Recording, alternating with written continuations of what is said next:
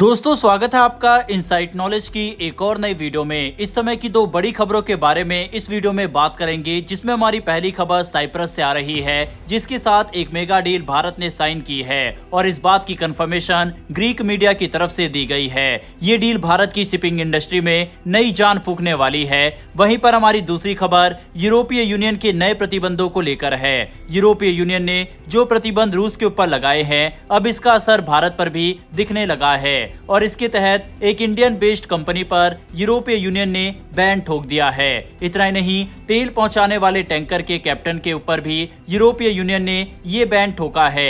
इन दोनों खबरों के बारे में इस वीडियो में डिटेल में बात करेंगे, इसीलिए वीडियो को अंत तक जरूर देखिएगा। पहले बात करते हैं भारत और साइप्रस की इस डील के बारे में। आप अपने स्क्रीन पर ग्रीस सिटी टाइम्स का आर्टिकल देख सकते हैं, जो कि ग्रीस की मीडिया है। अब से 2 घंटे पहले उसने ये आर्टिकल पब्लिश किया है, जिसमें इस डील के बारे में उनके द्वारा बताया गया है। दरअसल हाल ही में भारतीय प्रधानमंत्री नरेंद्र मोदी साइप्रस का दौरा करके आए हैं और भारत और साइप्रस के बीच व्यापारिक रिश्ते लगातार मजबूत हो रहे हैं। जहां एक तरफ भारतीय बड़ी कंपनियां साइप्रस में बड़े पैमाने पर निवेश कर रही है, वहीं अब साइप्रस की कंपनियां भी भारत के शिपिंग सेक्टर में अब तक का सबसे बड़ा विदेशी निवेश करने जा रही है। ये निवेश दोनों देशों के बीच गहरे होते आर्थिक रिश्तों की तरफ इशारा करता है। खास बात यह है कि ये निवेश केवल एक तरफा नहीं है, बल्कि 2 तरफा भागीदारी का संकेत देता है, जिसमें व्यापार, शिपिंग और निवेश से जुड़े लगभग सभी क्षेत्रों को कवर किया जा रहा है। हाल ही में प्रधानमंत्री नरेंद्र मोदी की साइप्रस यात्रा के दौरान इन आर्थिक संबंधों को और गहराई मिली।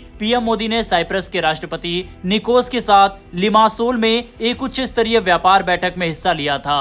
इसी दौरान कई नए व्यापारिक फैसलों पर सहमति बनी। इसके कुछ ही समय बाद अब खबर आई है कि साइप्रस की 2 बड़ी शिपिंग कंपनियां इंटर ओरिएंट नेविगेशन कंपनी और डैनशिप एंड पार्टनर्स भारत के शिपिंग सेक्टर में लगभग 1 अरब यूरो यानी करीब 10,000 करोड़ रुपए का निवेश करेंगी। साल 2005 के बाद ये भारत के शिपिंग सेक्टर में सबसे बड़ा विदेशी निवेश होगा। साल 2005 में भारत ने शिपिंग सेक्टर में 100% विदेशी निवेश की इजाजत दी थी, लेकिन इतने बड़े स्तर का निवेश अब जाकर हो रहा है। इस निवेश के पीछे केवल आर्थिक लाभ नहीं है, बल्कि ये भारत और साइप्रस के बीच बनते हुए भरोसे और दोस्ती का प्रतीक भी है। इस निवेश के जरिए जो जहाज खरीदे जाएंगे वह सभी भारतीय झंडे के तहत रजिस्टर किए जाएंगे। इससे भारत की राष्ट्रीय समुद्री ताकत यानी शिपिंग टनेज में बड़ा इजाफा होगा। इसका मतलब यह है कि भारत के पास ज्यादा माल ढोने वाले जहाज होंगे, जो भारत की एक्सपोर्ट इंपोर्ट यानी निर्यात और आयात व्यापार में काम आएंगे।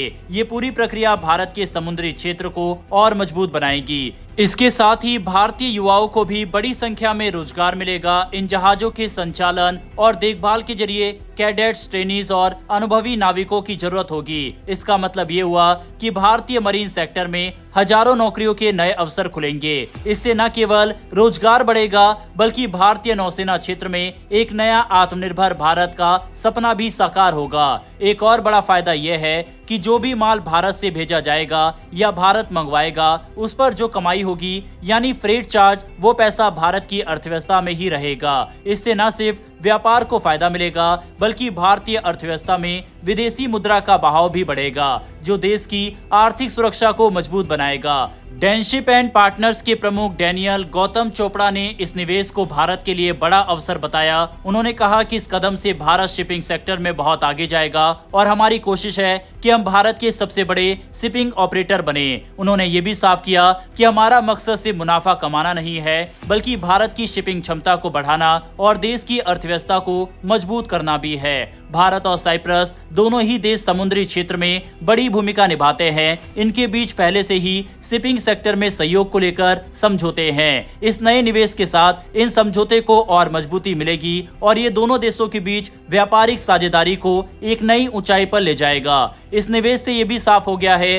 कि भारत अब केवल निवेश पाने वाला देश नहीं रह गया है, बल्कि अब वह ग्लोबल निवेशकों के लिए भरोसेमंद और लाभकारी गंतव्य बन गया है। भारत की राजनीतिक स्थिरता, तेजी से बढ़ती अर्थव्यवस्था और बड़े बाजार के कारण दुनिया की बड़ी कंपनियां अब भारत में निवेश को लेकर पहले से कहीं ज्यादा उत्साहित है। इस पूरी प्रक्रिया से भारत का सपना तीसरी सबसे बड़ी अर्थव्यवस्था बनने का और करीब आता दिखाई दे रहा है।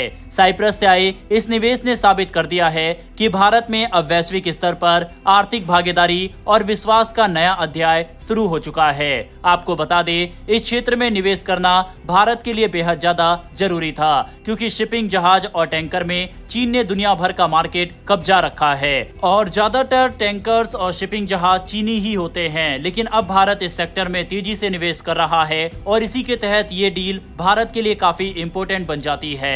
बहरहाल बढ़ते हमारी दूसरी खबर की तरफ, जो कि यूरोपीय यूनियन से आ रही है। यूरोपीय संघ द्वारा रूस पर लगाए गए नए प्रतिबंधों का असर अब भारत तक पहुंच चुका है। दरअसल एक यूएई की कंपनी की भारतीय शाखा इंटरशिपिंग सर्विसेज हब प्राइवेट लिमिटेड को यूरोपीय यूनियन ने अपने नए प्रतिबंधों की सूची में शामिल कर लिया है। इसके अलावा एक भारतीय समुद्री कप्तान अभिनव कमल को भी यूरोपीय संघ ने प्रतिबंधित कर दिया है। वह आर्जेंट नामक तेल टैंकर के कप्तान है और उन पर आरोप है कि उन्होंने रूस से जुड़ी तेल ले जाने वाली गतिविधियों को तकनीकी, वित्तीय और अन्य सहायता दी है। कमल पर जो आरोप लगे हैं, उनके मुताबिक उन्होंने उन जहाजों की मदद की जो रूस से कच्चा तेल या पेट्रोलियम उत्पाद यूरोप और अन्य जगहों तक पहुंचा रहे थे।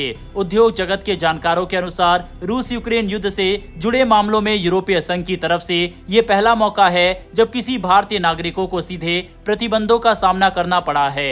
इंटरशिपिंग सर्विसेज नाम की ये कंपनी उन जहाजों को सहारा देती है जो रूस के साथ व्यापार कर रहे थे और अब इसी वजह से कंपनी भी प्रतिबंधों की चपेट में आ गई है। हालांकि ये प्रतिबंध केवल यूरोपीय संघ के देशों, नागरिकों और कंपनियों पर लागू होते हैं। भारत जैसे गैर ईयू देशों पर इनका सीधा असर नहीं पड़ता।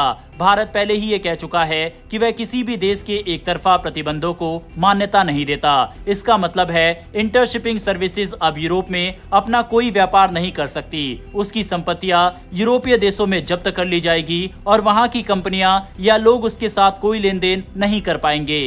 हालांकि जो देश यूरोपीय संघ का हिस्सा नहीं है वो अब भी इस कंपनी के साथ कारोबार कर सकते हैं, लेकिन समुद्री व्यापार एक ऐसा क्षेत्र है जो यूरोप से काफी जुड़ा हुआ है। इसीलिए इस तरह के प्रतिबंधों का अप्रत्यक्ष असर और भी ज्यादा होता है। उदाहरण के तौर पर अभिनव कमल अब किसी भी ऐसे जहाज से जुड़ नहीं सकते जिसका कोई संबंध यूरोप से हो, चाहे वो जहाज यूरोपीय बंदरगाहों पर जाए या वहां की किसी कंपनी से जुड़ा हो। कमल को इन सभी सेवाओं से बाहर रखा जाएगा। वहीं इस पूरे मामले का असर अब भारत की ऊर्जा कंपनियों पर भी दिखाई देने लगा है, खासतौर पर नायरा एनर्जी पर, जो एक प्रमुख भारतीय रिफाइनरी है और जिसकी 49% हिस्सेदारी रूस की सरकारी तेल कंपनी रोसनेफ्ट के पास है। नायरा एनर्जी लंबे समय से रूस से कच्चा तेल मंगवाती रही है और वहीं से तेल को प्रोसेस करके विभिन्न उत्पादों में बदलती है।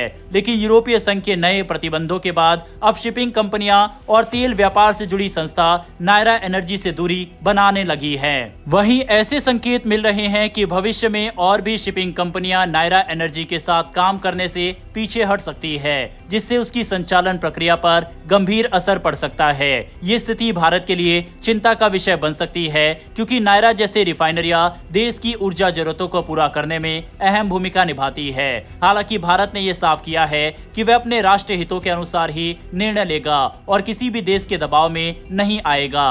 बहरहाल दोस्तों, इन दोनों खबरों के ऊपर अपनी राय कमेंट बॉक्स में लिखकर बताइएगा। इस वीडियो में इतना ही। अगर आपको डिफेंस, वर्ल्ड अफेयर्स और फॉरेन पॉलिसी से जुड़ी ऐसी वीडियो पसंद है तो नीचे दिए गए सब्सक्राइब बटन को प्रेस कर बेल आइकन को जरूर दबा लें। फिर मिलेंगे ऐसी एक नई वीडियो के साथ। धन्यवाद। जय हिंद, जय भारत।